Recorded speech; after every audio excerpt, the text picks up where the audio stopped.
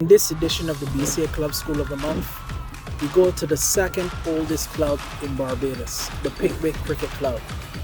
We are excited. This is we. It's indeed a pleasure to be here at the Pickwick Cricket Club with Corey Yearwood, who's the head coach. How are you doing, Corey? I'm great, and you? I'm doing pretty good. Okay. One of the things that I admire about this club, it being the second oldest club in Barbados, is the transitioning from Kensington Oval up to this location. You were a top club cricketer here in Barbados for many years, and you left a particular club and you came here to Pickwick. How has that transition been, and the Pickwick family culture? Well, it has been a change for sure. The two cultures are pretty much different. But what I could say here at Pickwick now is a family that I like. You know, these guys might not be the best talented ways, but they are hard workers, and I really like about that. It's usually be a hard fought, basically coming from the town or coming from north or whatever to come all out here. But I do it because I love it and love the way you're doing and stuff. So that's basically. You know, at the time, my great friend, the late Stephen Allen, he was president of both the BCA and Empire Cricket Club. I was president of Pickwick Club and secretary of the BCA. And because of our involvement in the upcoming refurbishment of Kensington at the time for Cricket World Cup in 2007, a question arose as to whether Pickwick could viably stay at Kensington after, well, it had to be refurbished, and it was going to be a job that lasted about 2 years. And we both had to put aside any personal feelings we had about the matter and look at what was best at the time. And it was felt that the long association that the club had with Kensington and what the future was going to be, that it would have to move. Yeah. Are there any names that you would have been able to see over the time that you've been here that you really enjoyed their success? Well, this program basically started pretty late, where some of these guys are now getting in the teams and playing school cricket. But we got some guys that I'm pretty sure will kick on. We have Justin Paris, we have Jakeem Pollard. We have one or two other guys there that I feel that will kick on in the future.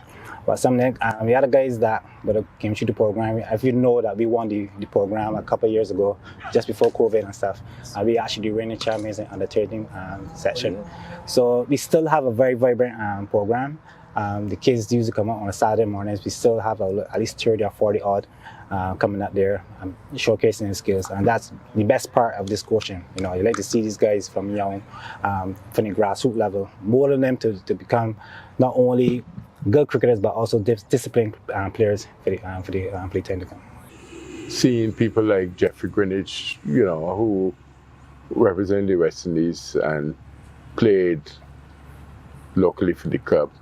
But then more recent vintage, you would have had people like Vasper Drakes, Gregory Armstrong, who went on to regional and international honors. But you had other loyal servants of the club. You know, you would think of people like Adrian Grant and Clinton St. Hill.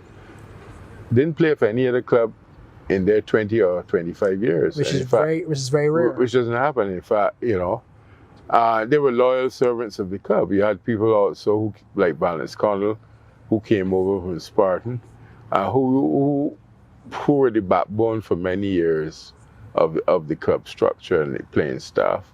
Ren Miller, the Proverbs boys.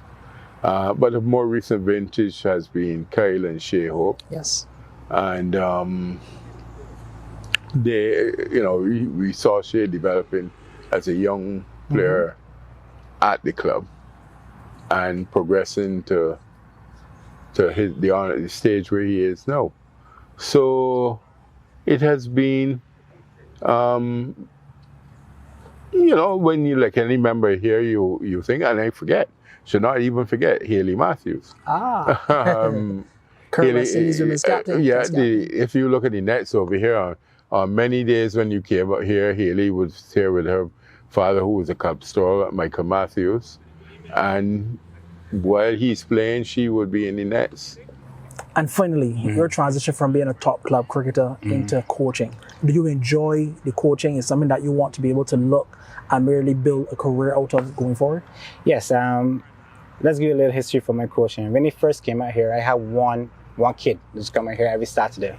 I used to drive from St. Lucie. If you know, I live in the top of up River Bay side, right? So I used to come out here for 9 o'clock and train this one kid. And from there, we grow, we improve and stuff. We got more children and stuff. And then it just goes to show that the commitment, you know, I know it's coming from a player itself, enjoying that individual success and stuff, then to a team-oriented success, basically. It's a transition for me, but it's a good transition. I like it. And I love to see teams come together, winning cups and also playing competitively. That's the most important. Let's put it that way. It's not all about winning, but playing competitively is what I mostly get from it, as that transition from a player into a coach, that coaching a unit. Yeah.